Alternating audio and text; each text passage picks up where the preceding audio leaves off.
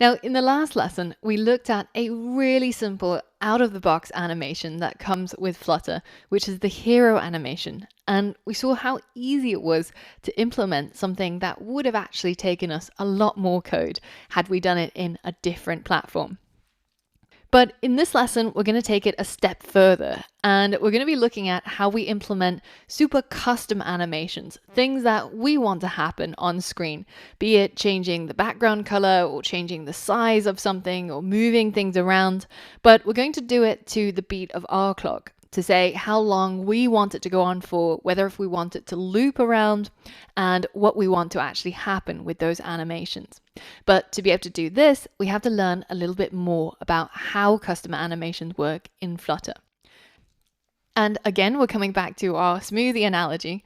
Well, in this case, most of the animations that we're going to be building with Flutter require just three things. And it's three important concepts that you need to understand and to be able to really do what it is that you want it to do. And the three components are a ticker, an animation controller, and an animation value. Now, a ticker is exactly what it sounds like. It's a bit like the ticking of a clock. So we need something to be able to count and tick our animation along so that at each tick of the clock, our animation changes in value and changes in shape or color, whatever it may be. When you think about the simplest type of animation that you could create, which is just by drawing different pictures onto a flip book, and then as you flip through it, that's how the animation effect comes about. Well, that's exactly the same with our animations in Flutter. So for every time the ticker ticks, it triggers a new set state so that we can render something different on screen, and it's just like flipping through the pages of a flip book. Now, the other component is the animation controller, and this is sort of the manager of the animation, if you will. It's the animation controller class, which is going to tell the animation to start, to stop, to go forwards, to loop back, how long to animate for. All of these things are determined when we create an animation controller and set its properties. And finally, there's the animation value, and this is the thing that actually does the animating. So usually the animation value will go from 0 to 1, and by using that value, we're able to change things such as the height or the size of a component, or the color, or the alpha, or the opacity of a component. So let's try it out in actual code and apply our theory to practice. So I'm currently inside the welcome screen ... And the first thing I'm going to do in order to create my animation is to build an animation controller. We're first going to just build a variable which is of type animation controller, and make sure that you've built an animation controller and not an animated controller. And we're just going to give it a name of controller. So we haven't initialized anything yet. We're just saying that this is a variable that's going to hold data of type animation controller. And the time when we actually want to initialize it is when our state object gets initialized. So we're going to override the init state method. So we know that this method gets called at the moment in time when this welcome screen state gets created. And it's right at that moment in time that we also want to create an animation controller and save it into this controller property. So we're going to create it using the animation controllers constructor. So we're going to say animation controller, and you can see that it takes a number of properties. So one of those properties is the duration. So how long do you want this animation to go on for? And this property takes a duration object. So we can specify how long in days, hours, minutes, seconds, etc. And so I'm going to say that my animation is just going to last for 1 second. Now, after I've specified the duration, the next property that is a required property for any animation controller, you can see at the moment I'm still getting this warning here, this little yellow triangle, because my animation controller has a required parameter, which is vsync, and I haven't provided it yet. So let's go ahead and do that. Now, vsync, what exactly is this thing? Well, this is where we provide the ticker provider. So what is the thing that can act as a ticker for our animation controller? Now, usually the ticker provider is going to be our state object. So in this case, it's our welcome screen state. And you can see that the welcome screen state inherits or extends its parent class, which is a state widget. And to be able to turn this welcome screen state object into something that can act as a ticker, we have to use the keyword with and specify that this class, welcome screen state, can act as a single ticker provider. So it's like we're upskilling our welcome screen state with a new ability, the ability to act as a ticker for a single animation. So if we had multiple animations, then we would use the ticker provider state mixin. But in this case, because we only want to animate one thing, so we're going to use the single ticker provider as the add-on ability. Now, when we're doing this, essentially what we're using is a concept called mixins. And mixins enable your class with different types of capability. And unlike inheriting from a class, you can add multiple mixins to add many capabilities. Now, in the next lesson of the course, we're going to do a deep dive on how mixins work in Dart and what exactly they are and how they actually enable our class to be able to do things such as act as a ticker. But all we need to know for now is that by adding this single ticker provider state mixin, we enable our welcome screen state to act as the ticker provider. So when we go into our vsync property, when it's looking for a ticker, this is where we provide the current welcome screen state object as the value for the vsync. So this is what the ticker is going to be. And when we want to reference the object made from the class in the class's own code, we use the keyword this. So this line of code says that who's going to provide the ticker for my animation controller? It's going to be this current welcome screen state object. It's going to be the very object that gets created from this class, which now has the capability to act as a ticker because we've added that mixin to the class declaration. So now that we have a ticker, we have a controller, well, all we need to do is to actually use the animation and get the animation to start. To do that, on the next line inside our init state, we're going to tap into our controller and we're going to say forward.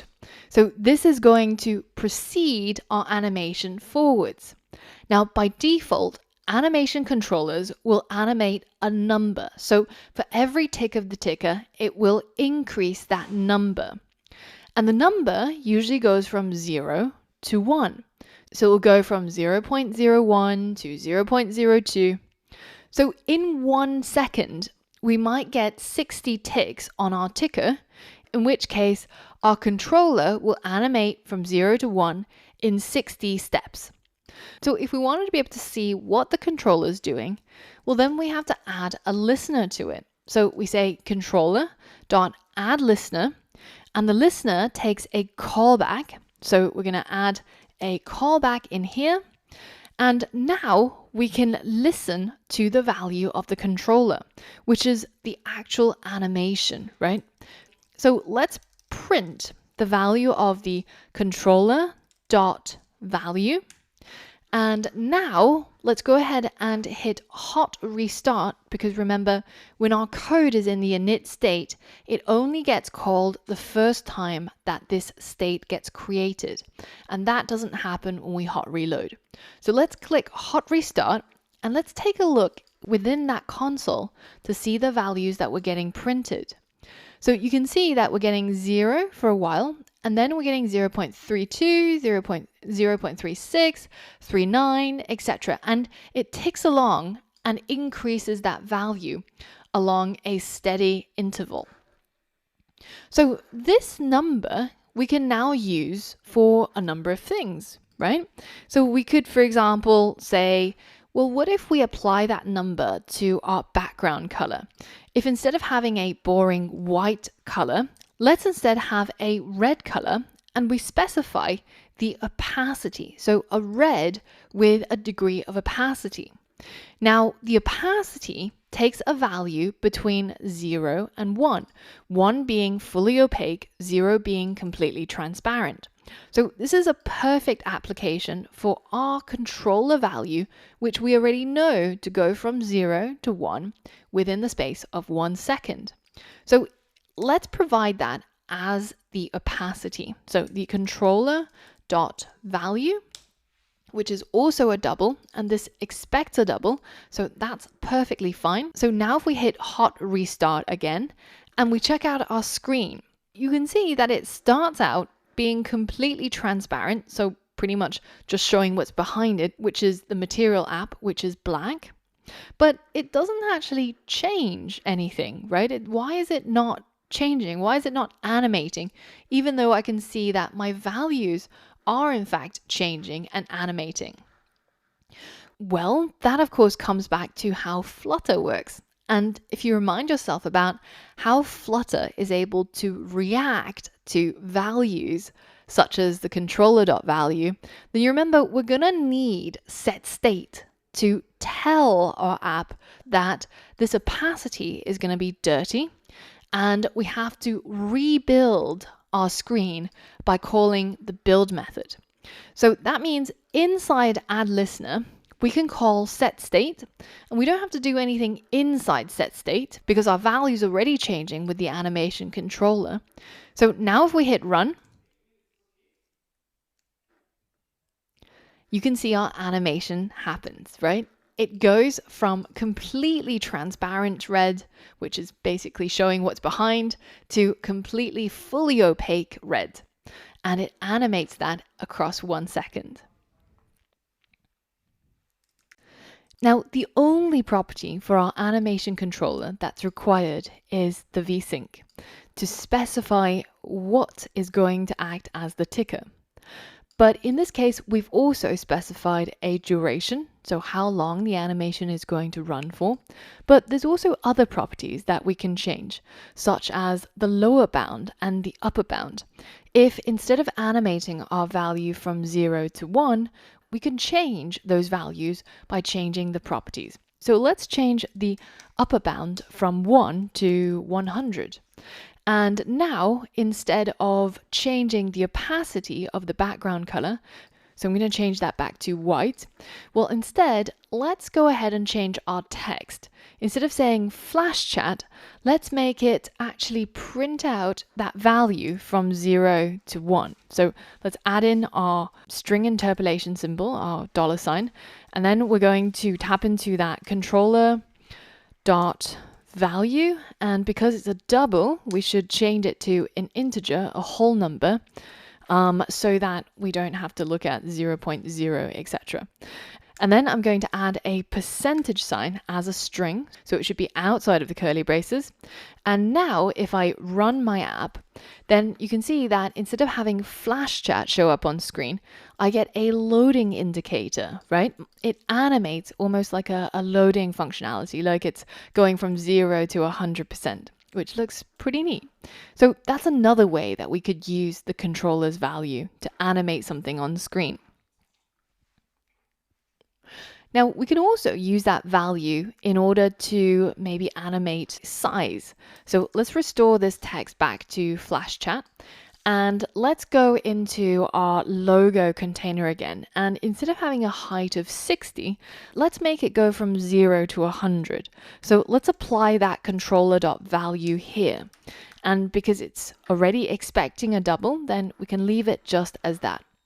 So now when I run my app and we see the animation show up, we should see our logo go from 0 height to 100 pixels in height over a second through that animation.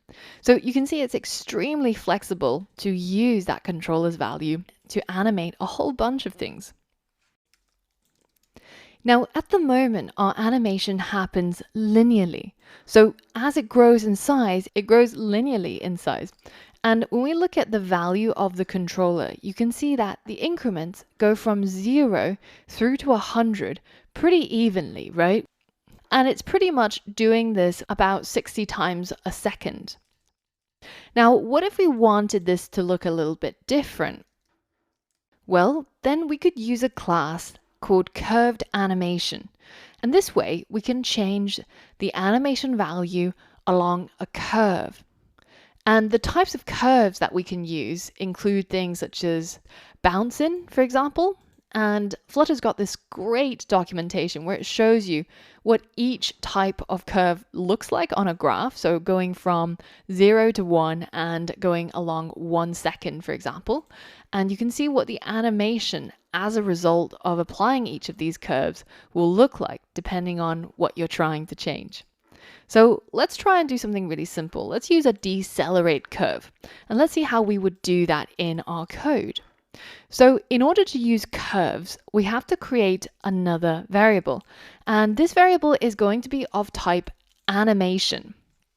And we're going to call our animation just animation, and then inside the init state, we're going to initialize that animation to a new curved animation. And a curved animation expects two required parameters. One is the parent. And notice the parent has to be an animation controller. Now, the parent is what will we apply this curve to? So in this case, this is going to be our controller. So our existing animation comes from this controller. The second property is what kind of curve we want to apply to our animation. And previously we picked out one from our curves, which was the decelerate curve. So that's the one that looks something like this. So if it was scale, it would be fast at first and then it would decelerate, scaling up towards the end. So now that we've created our curved animation and we specified what animation we want to apply this curve to and what type of curve we're going to apply to it, then the last thing that you have to check is make sure that when you're applying a curved animation to your controller that we can't actually have an upper bound that's greater than 1. These curves have to draw from 0 to 1. So if we leave this upper bound in, then we'll actually get an exception thrown and our app will crash. Well, let me show you firstly how that looks. So instead of using the controller value, we're now going to use the animation value because the animation is almost like the layer that's applied on top of the controller animation. So let's print the animation.value. And inside our height property, let's change that to animation.value as well so that we use this new value that's generated based on the curve that we selected. So now if we hit run, our app will crash. And the reason that we'll get is because the upper bound can't be greater than 1. It has to be less than equal to 1. So always remember that if you're using curves to check and make sure that the upper bound is not larger than 1. And if you just want 1 as the upper bound, then you don't actually have to change anything. But having an animation that goes from 0 to 1 for the size of our image is not very useful, right? We won't be able to see a change between 0 and 1. So let's multiply that number by 100 to exaggerate the effect. And I'm going to keep the animation value as it is to be printed so that we can see what it looks like. So now here's how our animation looks with that decelerate curve applied. It first starts out increasing in very large amounts. So 15 goes to 23, goes to 29, goes to 33. But then towards the end of the second, it starts increasing very slowly, 0.98, 0.99, 0.99, etc. And the effect is that our image will increase in size very quickly, and then it'll decelerate to stop expanding towards the end. Now, feel free to check out what some of the other curves look like. For example, we could have ease in as one of the curves, and this one will actually be kind of like the opposite. It'll be slow to start with, but then it'll be a bit faster towards the end. Now, what if I wanted my animation to go the other way? What if I wanted to go from large to small? Well, instead of getting our controller to go forwards, I can actually make it reverse. And I can say my animation should reverse. And when we're reversing, it's a good idea to specify a from property. So this is going to be the new starting point. So let's say that we start off at 1 times 100, and then we go all the way down to 0. So now if we hit run and we take a look at our animation, then it starts out big, but then goes back down to small again. So from 100 to 1. What if we wanted our animation to loop? What if we wanted it to go large, then go small, then go large, then go small? Well, in order to do that, we need to know when the animation has actually completed. When has a reverse animation completed and when has a forward animation completed? So let's go ahead and change this back to forward. And we're going to use a method that we can attach to our animation, which is called add status listener.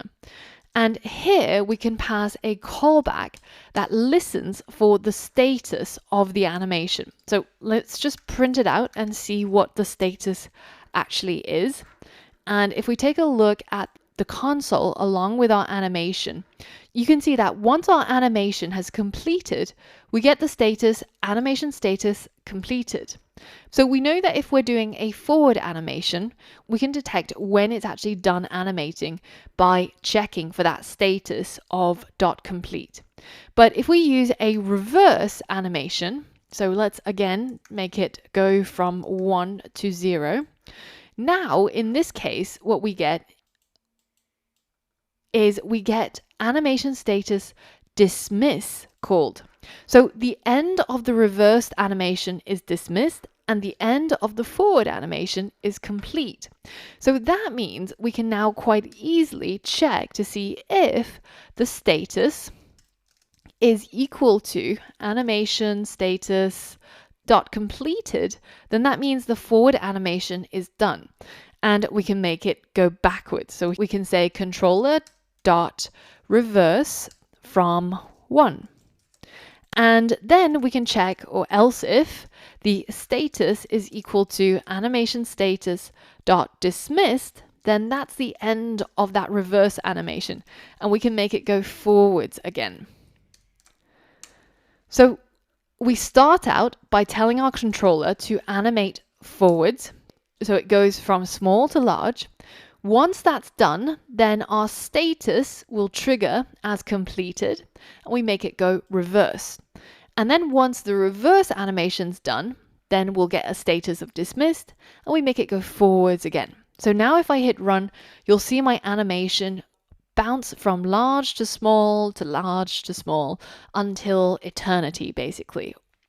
And this is a good point to mention that this animation will continue forever unless we actually trash the animation controller. At the moment, even if this screen is dismissed, that controller still lives on and it's costing resources. So whenever you're using animation controllers, it's really important that you tap into the dispose method and override it so that when the screen is going to be disposed or when this welcome screen state is going to be destroyed, we have to make sure that we also dispose our controller.